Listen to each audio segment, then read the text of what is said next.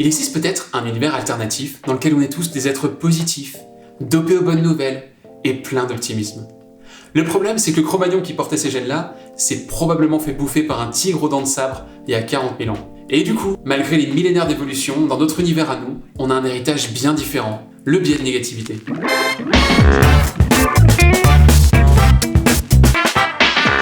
Notre expérience originelle du jour est différente de d'habitude. Cette fois, on ne s'intéresse pas à la mise en évidence d'un biais cognitif, on va plutôt chercher à comprendre d'où vient le biais de négativité. Pour ça, comme je disais à l'instant, il faut remonter quelques dizaines de milliers d'années en arrière. À l'époque, le monde entier c'était un peu comme l'Australie aujourd'hui. Tout ce qui cherchait pas à vous tuer, cherchait probablement à vous manger. C'est là que le biais de négativité est très darwiniste. Entre deux néandertaliens par ailleurs similaires, celui qui prêtait plus attention aux signaux négatifs avait bien plus de chances de survivre. Nous sommes à l'âge de pierre. Pierre ? Présent.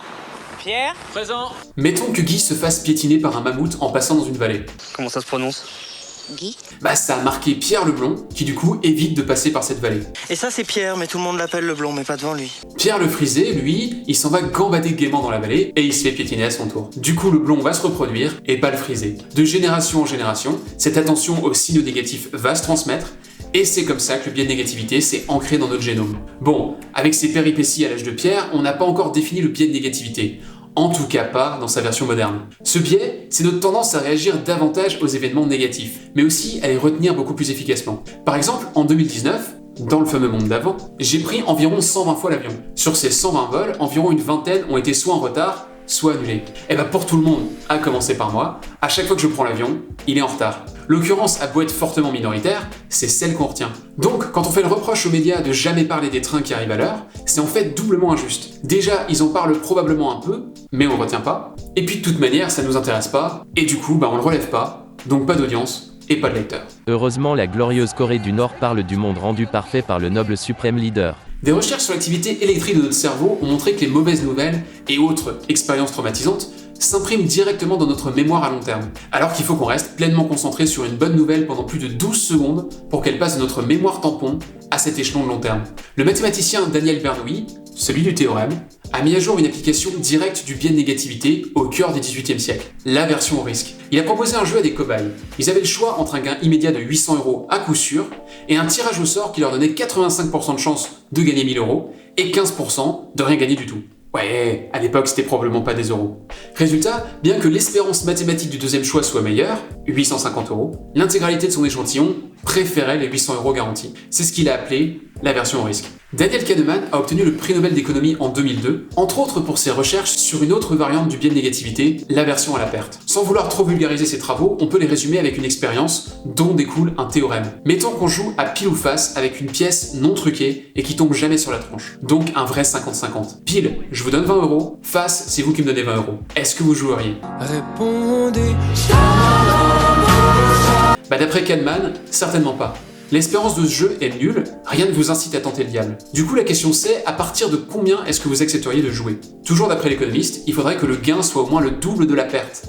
Donc pile, je vous donne 40 €, face, c'est vous qui m'en devez 20. On est donc 2 fois plus marqué par l'aspect négatif des choses que par leur côté positif. Mais les conséquences du biais de négativité s'arrêtent pas à l'argent. Kelly Goldsmith et Ravi Dar, des universités de Northwestern et de Yale, ont par exemple montré en 2013 que ce biais cognitif jouait sur notre motivation. Ils ont recruté un panel de 62 étudiants qu'ils ont répartis en 2 groupes. Les 2 groupes devaient résoudre des anagrammes. On leur donnait des lettres dans le désordre et ils devaient retrouver le mot caché. Par exemple, ETKBAS, basket. Pour le premier groupe, la règle c'était que pour chaque anagramme résolu, ils allaient recevoir 25 cents. On leur disait qu'il y aurait 6 anagrammes et aucune limite de temps, et que donc le gain maximum était de 1,50 $. Pour le deuxième groupe, c'était l'inverse. Ils recevaient 1,50 $ au début de l'expérience, et ils allaient devoir rendre 25 cents pour chacun des 6 anagrammes qu'ils n'auraient pas résolus. Toujours sans limite de temps. Le twist, c'est qu'il y avait 4 anagrammes tout à fait trouvables. Mais les 2 derniers étaient affreusement difficiles.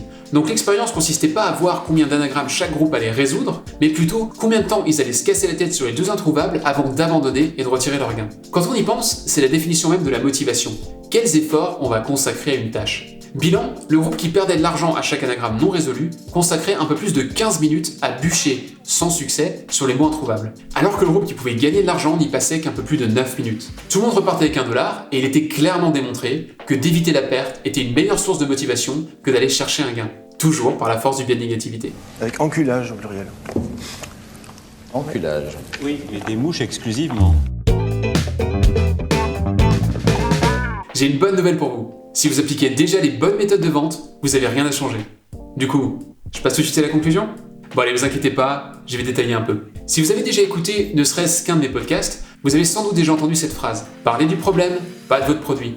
L'effet secondaire imprévu, c'est que comme on consacre l'essentiel du temps à identifier et creuser les problèmes, on se sert 2 fois de la force du biais de négativité. D'abord, on va venir booster la motivation de notre prospect en mettant ensemble le doigt sur son problème. Pour ça, encore une fois, on va éviter le « qu'est-ce qui vous empêche de dormir la nuit ?» À la place, on va appliquer une méthode en 6 temps. Premièrement, on va venir lui présenter une histoire ultra pertinente, centrée sur un problème que quelqu'un de comparable à lui a déjà rencontré. Par exemple, si je rencontre un directeur commercial, je peux lui dire que 13% des commerciaux réalisent 87% du chiffre. Deuxièmement, on va recontextualiser le problème. Dans mon exemple, je poserai une question simple. Qu'est-ce qui se passe si ton meilleur commercial s'en va ? Troisièmement, on va lui montrer le vrai problème, qui est plus important qu'il le pense. Si les autres 87% sont si peu efficaces, c'est parce qu'ils n'appliquent pas les bonnes méthodes. Par exemple, ils passent leur temps à vanter les mérites de leurs produits. Quatrième temps, on va étudier en quoi le problème impacte en profondeur son entreprise. Tu vois, ça veut surtout dire que tu rates beaucoup d'opportunités d'apporter de la valeur à tes prospects. Et du coup, tu peux pas atteindre tes objectifs de croissance et tes objectifs de marge. Cinquième temps, maintenant seulement, on va commencer à dessiner une solution. Et si tes commerciaux passaient plus de temps à explorer les problèmes pour pouvoir vendre des solutions et pas des tapis ? Et enfin, sixième temps, et pour conclure, on peut établir un plan d'action pour mettre en œuvre la solution. Assure-toi qu'ils s'abonnent tous à mon podcast. Évidemment, mon exemple est caricatural et un poil biaisé. Mais en suivant cette structure, non seulement vous serez mémorable, convaincant et motivant grâce au biais de négativité, mais surtout, vous pourrez conseiller vos prospects pour résoudre leurs problèmes. Ce qui est un petit peu le b.a.-ba de la vente. T'avais dit qu'on allait utiliser 2 fois le biais de négativité. C'est pour bientôt la deuxième ? Merci pour la transition, Jean-Jacques. Une étude de Benjamin Hilbig, de l'université de Mannheim, a démontré qu'on avait tendance à trouver beaucoup plus crédibles les mauvaises nouvelles que les bonnes. Il a par exemple présenté une même statistique de 2 façons différentes à 2 panels représentatifs. Dans le premier groupe, il disait que 80% des mariés étaient toujours mariés après 5 ans de mariage. Dans le deuxième groupe, par contre, il annonçait que 20% des mariés divorçaient avant de les atteindre, ces fameux 5 ans de mariage. Et bien 83% du panel trouvait la deuxième formulation crédible, contre seulement 56% pour la première. L'explication est toute simple. La crédibilité qu'accorde notre cerveau à une information est directement proportionnelle à l'attention qu'il y consacre. Or, par biais de négativité, on accorde plus d'attention aux mauvaises nouvelles, donc on les croit aussi davantage. Donc, quand on parle des problèmes de nos clients et pas de notre produit, on est aussi plus crédible. C'est QFD. On est, de façon évolutionniste, des boules de pessimisme nourries par le biais de négativité. Mais c'est pas une malédiction et on peut activement faire la démarche de s'attacher au bon côté des choses. Je vous ai dit qu'il fallait se concentrer activement sur une bonne nouvelle pendant au moins 12 secondes pour qu'elle s'imprime dans notre mémoire à long terme. C'est sûr, c'est 12 secondes de plus que pour une mauvaise nouvelle. Mais c'est quoi 12 secondes sur l'échelle d'une journée ? Allez, on oublie la vente 1 seconde pendant que vous vous abonnez et que vous partagez cet épisode avec un ami, un proche ou un comptable. Je vous laisse vous concentrer 12 secondes sur la bonne nouvelle de votre choix. Ensuite, gardez le sourire toute la journée. À bientôt.